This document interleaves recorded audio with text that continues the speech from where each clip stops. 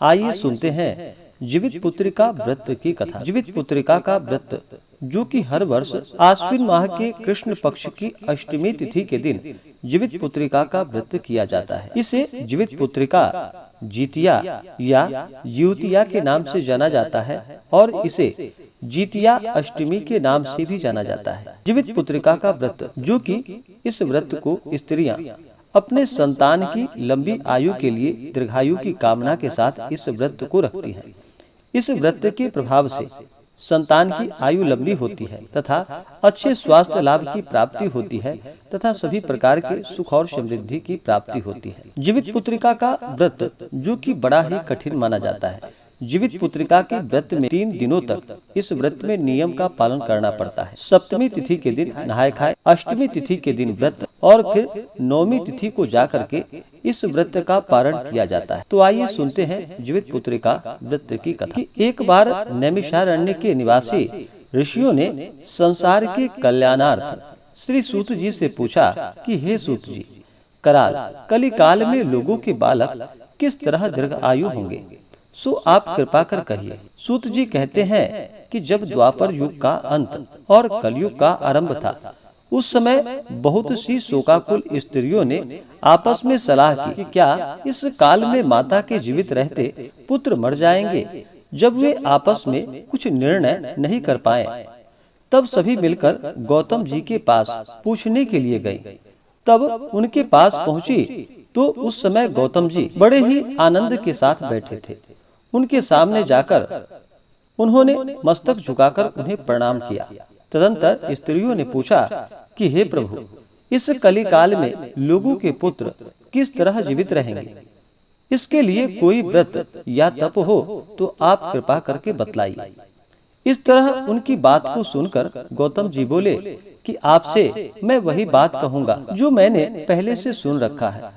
गौतम जी ने कहा कि जब महाभारत युद्ध का अंत हो गया और द्रोण पुत्र अश्वत्थामा के द्वारा अपने बेटों को मरा देखकर सब पांडव बड़े दुखी हुए, तो पुत्र के शोक से व्याकुल होकर द्रौपदी अपनी सखियों के साथ ब्राह्मण श्रेष्ठ धौम्य के पास गए और उसने फिर धौम्य से कहा कि हे विपेंद्र, कौन सा उपाय करने से बच्चे दीर्घायु हो सकते हैं, यह आप कृपा करके ठीक ठीक बतलाइए। तब धौम्य बोले कि सतयुग में सत्य वचन बोलने वाला, सत्याचरण करने वाला समदर्शी जिमुतवाहन नामक एक राजा था। एक बार वह अपनी स्त्री के साथ अपनी ससुराल गया और वहीं रहने लगा। एक दिन आधी रात के समय पुत्र शोक से व्याकुल कोई स्त्री रोने लगी, क्योंकि वह अपने बेटे के दर्शन से निराश हो चुकी थी। उसका पुत्र मर चुका था। वह रोती हुई कहती थी कि हाय, मुझे बूढ़ी माता के सामने मेरा बेटा मरा जा रहा है। उसका रुदन सुनकर राजा जिमुतवाहन का मानो हृदय विदीर्ण सा हो गया। वह तत्काल उस स्त्री के पास गया और उससे पूछा कि तुम्हारा बेटा कैसे मरा। उस बूढ़ी ने कहा कि गरुड़ प्रतिदिन आकर गांव के लड़कों को खा जाता है। इस पर उस दयालु राजा ने कहा कि माता, अब तुम रो मत, आनंद से बैठो, मैं तुम्हारे बच्चे को बचाने का यत्न करता हूँ। ऐसा कहकर राजा उस स्थान पर गए जहाँ की गरुड़ आकर प्रतिदिन मांस खाया करता था। उस समय गरुड़ भी उस पर टूट पड़ा और मांस खाने लगा। जब अतिशय तेजस्वी गरुड़ ने राजा का बायां अंग खा लिया, तो झटपट राजा ने अपना दाहिना अंग फेरकर गरुड़ के सामने कर दिया। यह देखकर गरुड़ जी ने कहा कि तुम कोई देवता हो, कौन हो, तुम मनुष्य तो नहीं जान पड़ते। अच्छा, अपना जन्म और कुल बताओ। दर्द और पीड़ा से व्याकुल मन वाले राजा ने कहा कि हे पक्षीराज, इस तरह के प्रश्न करना व्यर्थ है, तुम अपनी इच्छा भर मेरा मांस खाओ। यह सुनकर गरुड़ रुक गए और बड़े आनंद से राजा के जन्म और कुल की बात पूछने लगे। राजा ने कहा कि मेरी माता का नाम शैब्या है और मेरे पिता का नाम शालिवाहन है। सूर्य वंश में मेरा जन्म हुआ है और जिमुतवाहन मेरा नाम है। राजा की दयालुता देखकर गरुड़ ने कहा कि हे महाभाग, तुम्हारे मन में जो भी अभिलाषा हो वह वर मुझसे मांग लो। तब राजा ने कहा कि यदि आप मुझे वर दे रहे हैं तो वर दीजिए कि आपने अब तक जिन प्राणियों को खाया है वे सब जीवित हो जाएं। हे स्वामी, अब से आप यहाँ बालकों को न खाएं और कोई ऐसा उपाय करे कि जहाँ जो उत्पन्न हो वे लोग बहुत दिनों तक जीवित रहें। फिर धौम्य जी ने कहा कि पक्षीराज गरुड़ राजा को वरदान देकर स्वयं अमृत लाने के लिए नागलोक चले गए। वहां से अमृत लाकर उन्होंने उन मरे हुए मनुष्यों की हड्डियों पर बरसाया। ऐसा करने से सब लोग जीवित हो गए जिनको कि पहले गरुड़ ने खाया था। राजा के त्याग और गरुड़ की कृपा से वहां वालों का बहुत कष्ट दूर हो गया। उस समय राजा के शरीर की शोभा भी दूनी हो गई थी। राजा की दयालुता को देखकर गरुड़ ने फिर कहा कि मैं संसार के कल्याणार्थ एक और वरदान दूंगा। आज आश्विन कृष्ण सप्तमी से रहित शुभ अष्टमी तिथि है।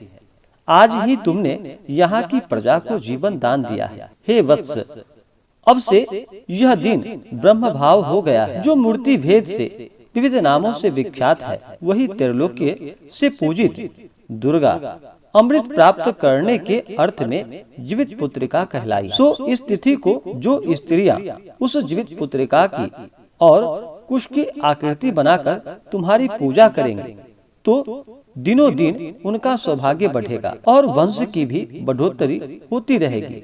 हे महाभाग, इस विषय में विचार करने की भी कोई आवश्यकता नहीं है। हे राजन, सप्तमी से रहित और उदया तिथि की अष्टमी को व्रत करे, यानी सप्तमी वृद्ध अष्टमी जिस दिन हो उस दिन व्रत न कर शुद्ध अष्टमी को व्रत करे और नौमी तिथि को पारण करे। यदि इस पर ध्यान न दिया गया तो फल नष्ट हो जाएंगे और सौभाग्य तो अवश्य ही नष्ट हो जाएगा। जीवित वाहन को इस तरह वरदान देकर गरुड़ वैकुंठ धाम को चले गए और राजा भी अपनी पत्नी के साथ अपने नगर को वापस चले आए। धौम्य द्रौपदी से कहते हैं कि हे देवी, मैंने यह अतिशय दुर्लभ व्रत तुमको बतलाया है। इस व्रत के करने से बच्चे दीर्घायु होते हैं। हे देवी, तुम भी पूर्वोक्त विधि से यह व्रत और दुर्गा जी का पूजन करो तो तुम्हें अभिलाषित फल की प्राप्ति होगी। मुनिराज, धौम्य की बात को सुनकर द्रौपदी के हृदय में एक प्रकार का कौतूहल उत्पन्न हुआ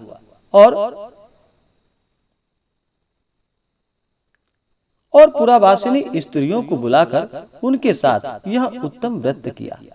गौतम ने कहा कि यह व्रत और इसके प्रभाव को किसी एक चिल्ही ने सुन लिया और अपनी सखी जो कि सियारिन को बतलाया। इसके बाद पीपल वृक्ष की शाखा पर बैठकर और उसी वृक्ष पर एक खोते में बैठकर सियारिन ने भी यह व्रत किया। फिर वह चिल्ही किसी उत्तम ब्राह्मण के मुंह से यह कथा सुनकर आई और पीपल के खोते में बैठी हुई अपनी सखी को सुनाया। सियारिन ने आधी कथा सुनी थी कि उसे भूख लग गई और वह उसी समय शव से भरे हुए शमशान में जा पहुंची।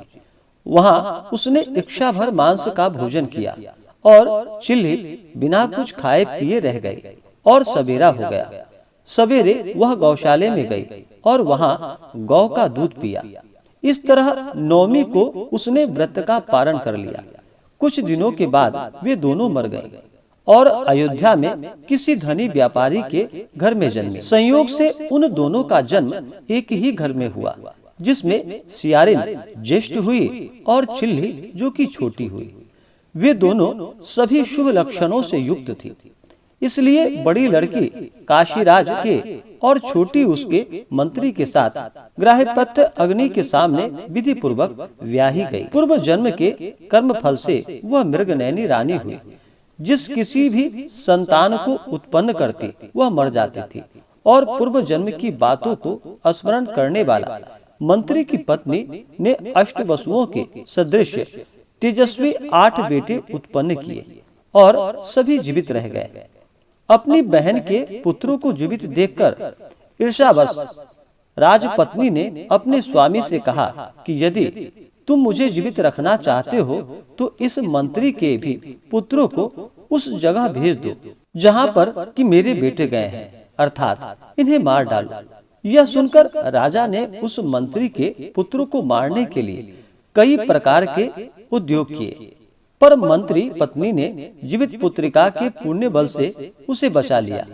एक दिन राजा ने अपने आदमियों से उस पुत्रों का सिर कटवाकर पिटारी में रखवाया और वह पिटारी उसकी माता यानी कि मंत्री की पत्नी के पास भेज दिया। किंतु वे 8 सिर बेशकीमती जवाहरात में बदल गए और भले चंगे हो 8 लड़के अपनी माता के पास वापस चले आए। उनको जीवित देखकर राजपत्नी को बड़ा विस्मय हुआ। अंत में वह मंत्री की पत्नी के पास गई और उसने पूछा कि बहन, तुमने कौन सा ऐसा पुण्य किया है जिससे बार बार मारे जाने पर भी तुम्हारे बेटे नहीं मरते। इस पर मंत्री की पत्नी ने कहा कि मैं पूर्व जन्म में चिल्ली थी और तुम शियारे। हमने और तुमने साथ साथ जीवित पुत्रिका का व्रत किया था।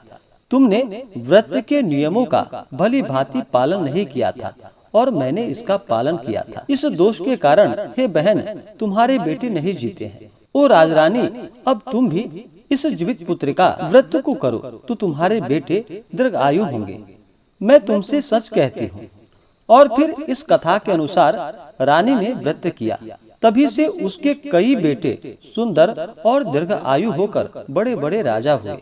सूत जी कहते हैं कि सब प्रकार का आनंद देने वाला मैंने यह दिव्य व्रत बतलाया है। स्त्रियां चिरंजीवी संतान चाहती हो तो वे विधि पूर्वक यह व्रत करें। तो बोलिए प्रेम से गरुड़ देवता की जय, राजा जिमत वाहन की जय, सर्व देवी देवता की जय।